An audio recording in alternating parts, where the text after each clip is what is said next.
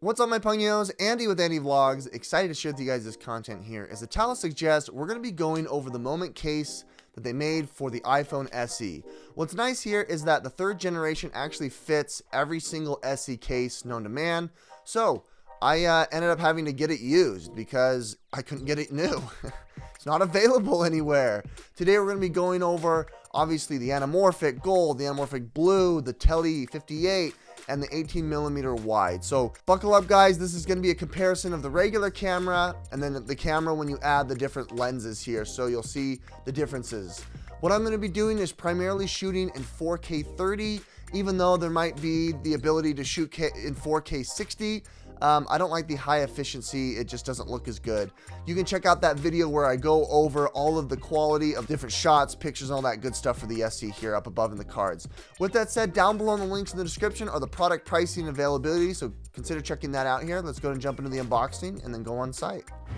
Right now I'm sporting the iPhone leather case that came out for the second generation SE. It fits perfectly. Check out that video there. The links in the description are down or up in the cards. Alrighty, pretty straightforward. There really isn't much. Oh, they actually have the little insert inside of it. That's nice. This was like new, basically. As you can see, the polycarbonate here build, it's definitely a silicone case. It's not super rugged. I'm not necessarily buying it for the case itself, but rather the attachment of the M mount for the lenses.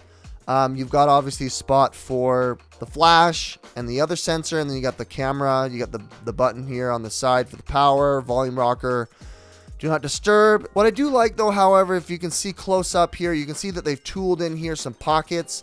The idea here is that hopefully, when you put it in, it'll trap some air and cause, pressure to build up here on the edges, so that in the event of a fall, reduce the probability of breaks. They say it's a 6-foot drop protection, which I think is really nice. I'm gonna go ahead and take off the case here from the leather from Apple, put it at the bottom here, snap it on the top, and there you have it. You thought I was kidding that it fit. I mean, it's like perfect. Same chassis, same build. There it is in all its glory. Perfect size here for the lens. My go-to here for the lenses are the 3-fold, the gold anamorphic. You've got the wide and the 58 2x Tele. These are going to fit just perfectly on, no problem. You're going to match the wingtip here, and then you're going to turn it until it's taut. There it is. That actually looks really smooth. Looks really nice. 18 wide is my favorite.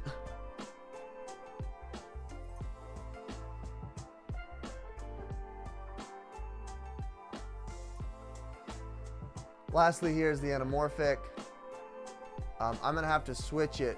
I'm gonna have to switch the direction here. You got a little tool that you can switch it, but if you want to do like long ways pictures, then this is gonna be your go-to.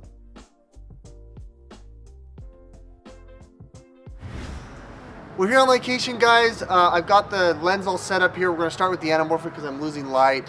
With that said, this is the anamorphic blue. I'm gonna do the same pass that I do with all of the different camera lenses, and I'm gonna show you here side by side what they all look like. Starting off here with the regular camera, 4K 30. Panning to the right. I really like the black lines there on the anamorphic gold, as you can see, panning back and forth. It's looking really good. I've got a tinge of a little more orange, a little bit warmer. Let's go ahead and show you what that flare looks like now. You can start to see it. It's kind of double flaring.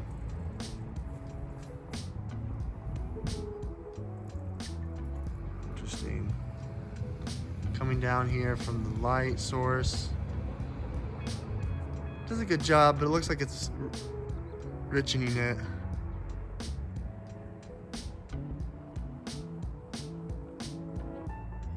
Blue anamorphic here.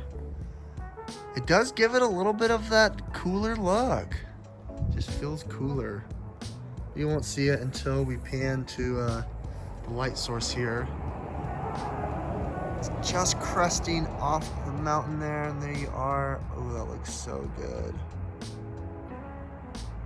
Love that. Missing a little bit of it on the other side because, there we go. Just because the angle that I'm at. The exposure updates here as I go down. It looks pretty good. I mean, this is just huge. Adding the 18mm with the Moment lens case, this makes it so cinematic. Having the DJI stabilizer here is fantastic. You're not getting any kind of like bending here or like warping on the lens. It just looks fantastic. Oh, it's a little bit heavy here on the lens side, but man, look at that. Getting that full sunset looks beautiful coming down off the exposure. Still able to get the whole backyard. Okay, now we're on the 2x Tele. This is the 58mm. Look at that. That just looks so beautiful. We're losing some light here, but as I pan here with the 2x Tele, you're still getting such a crisp image. You're not seeing any kind of warping. You're not seeing any kind of fringing. I'm able to stabilize this and hold it just fine here. And have this as a really viable option if you're trying to like maybe be at a concert and you want to zoom into something. I'm still able to zoom up with the 2x pinch and zoom, and it still looks really good. It is a little bit wobbly here despite having this extra stabilizer. The iPhone's trying to extra stabilize, you know, the footage, but it's not horrible. Getting that sunset as we come down. Oh, that looks so good. I love this. This is such a gorgeous shot. Still pretty good in this low light as the sun goes down here, but you know, having this extra 2x is fantastic. A little bit of focusing issues. It's a little stable, it's a little wobbly here on the iPhone side. If I hand hold it, I bet it'll be a little bit better. I don't know, maybe not. All right, my Pungios, well, that is a huge difference here, as you guys noticed when you had each lens on there. I think the 2x is huge because it's got a digital zoom. You've got a fairly mediocre camera. You can't even zoom in 2x or 3x. You have to pinch to zoom, and having, you know, a static lens that gives you 2x, ultimately doubling the ability to zoom in, is fantastic. Some of those shots are so crisp, especially with the Anamorphic on this little tiny camera. And what's so cool is you can shoot in 4K 60 on this thing. Man, if I only had that 3 or 4 years ago, that would have been awesome. Nonetheless, guys, down below in the links in the description are going to be the product pricing and availability for all of the products you saw here today.